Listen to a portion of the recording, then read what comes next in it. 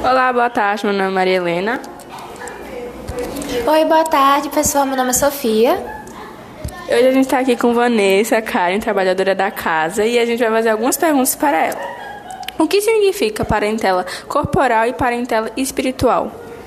Olá, você que me assiste. Então vamos lá, né? Para a doutrina espírita, as coisas são um pouco separadas.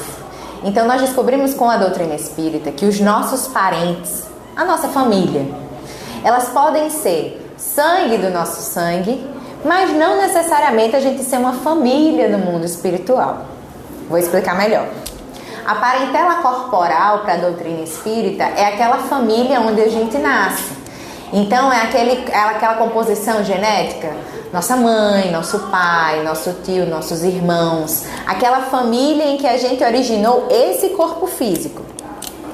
A parentela espiritual são aquelas pessoas que não necessariamente nasceram dentro da nossa família, mas que a gente ama como se fosse da nossa família.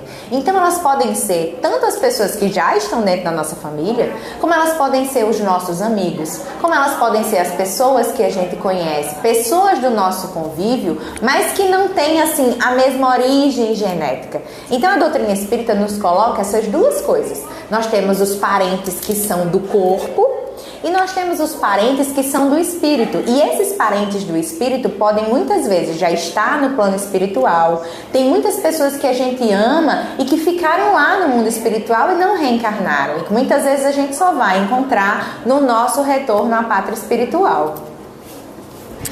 Qual é o papel da família no nosso processo de evolução? Olha só, na nossa família normalmente a gente está reunido ali com aquelas pessoas em que a gente precisa desenvolver mais o amor, porque são aquelas pessoas com quem a gente convive todos os dias. São essas pessoas que conhecem todos os nossos defeitos, porque ninguém nos conhece tão bem quanto a nossa família. Eles convivem com a gente 24 horas por dia, eles sabem como nós somos, eles sabem as nossas características boas e às vezes as nossas características ruins. Mas é na família que a gente começa no primeiro lugar de cooperação. É dentro do lar em que a gente vai ter pessoas muito diferentes vivendo juntas. Mas a ideia do lar é que essas pessoas diferentes juntas possam desenvolver o amor, possam desenvolver a fraternidade, possam ser tolerantes com as diferenças. Porque quando a gente consegue amar e ser tolerante com as diferenças dentro do nosso lar, a gente faz isso fora de casa, na sociedade.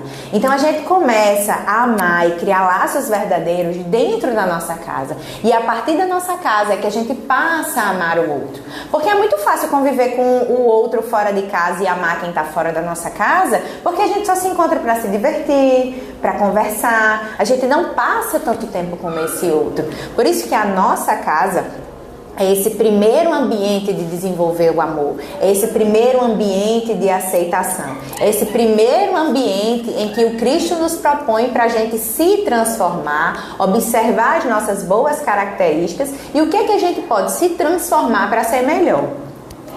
O que significa quando Jesus diz: quem são meus irmãos e minha mãe? Isso é uma passagem do Evangelho. Perguntam a Jesus, né? Cristo, quem são? Onde está a tua mãe? Onde estão os teus irmãos? A pergunta é essa, né? E ele estava com os apóstolos, ele estava com os seus seguidores e tinha sua mãe. E qual é a resposta de Jesus? Todo aquele que faz a vontade do meu Pai é minha mãe e os meus irmãos. Então, o que é que o Cristo queria dizer com isso? Que todos nós vamos nos tornar uma família universal. Mas só vamos nos tornar essa grande família de amor e seremos todos irmãos quando começarmos a fazer a vontade de Deus, a vontade do Pai. E o que é essa vontade do Pai? Ele resumiu lá: amar ao próximo como a si mesmo. Fazer ao outro o que eu gostaria que me fosse feito. Então, a partir do momento em que nós começarmos a praticar essa caridade no tratamento com o outro, a partir do momento em que a gente tiver tolerância com o outro, e a partir do momento que eu tratar você do jeito que eu gostaria de ser tratada, a gente vai começar a desenvolver uma irmandade dentro da sociedade. Aí sim, todos nós seremos os irmãos de Jesus, a mãe de Jesus, porque as reencarnações, elas vão acontecendo. Hoje nós somos amigas, mas quem não sabe em outra vida, nós não somos irmãs. Quem não sabe outra vida, nós não somos mãe e filha. Porque no processo de reencarnação da doutrina espírita, a gente ocupa várias posições na mesma família e às vezes junto com a mesma pessoa. Porque a nossa família da nossa casa não são pessoas estranhas. Na maioria das vezes são pessoas que a gente já veio outras reencarnações e está tendo mais uma oportunidade de desenvolver o amor. É muito interessante isso, né? Bom, pra gente finalizar, eu queria que você desse uma palavrinha para os jovens que estão assistindo a gente. Então vamos lá. A doutrina espírita, ela nos dá esse norte a seguir. Se na sua casa, na sua família, você tem essa dificuldade de relação, primeiro saiba que você não está só. Todos nós temos dificuldades dentro das nossas famílias.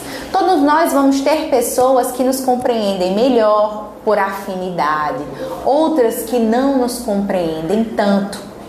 E aí, essa família e esse momento é a nossa oportunidade de evoluir. Ninguém vai ser igual a gente. E ninguém vai ser como a gente quer.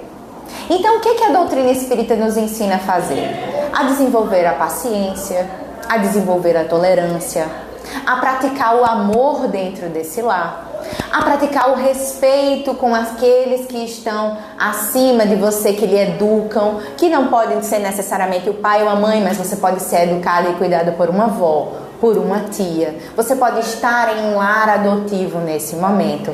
Essas pessoas que têm dever de cuidado com você, elas também merecem respeito, como você também merece ser respeitado. Então que você comunique e fale sobre os seus sentimentos, que você procure os seus familiares ou seus amigos para falar sobre como você se sente, que a doutrina espírita possa esclarecer as suas dúvidas. Para isso nós também temos aqui a Casa Espírita e a Evangelização, você está convidado a vir, mas que essa família e esse momento é a sua oportunidade de se renovar, é a sua oportunidade de você ser melhor e de você amar aqueles que estão junto a você. Obrigada de verdade por esses esclarecimentos, muito importante, inclusive. E obrigada a você também por chegar até aqui. Se inscrevam no canal, deixem seu like e tchau, tchau, viu? Tchauzinho, até mais!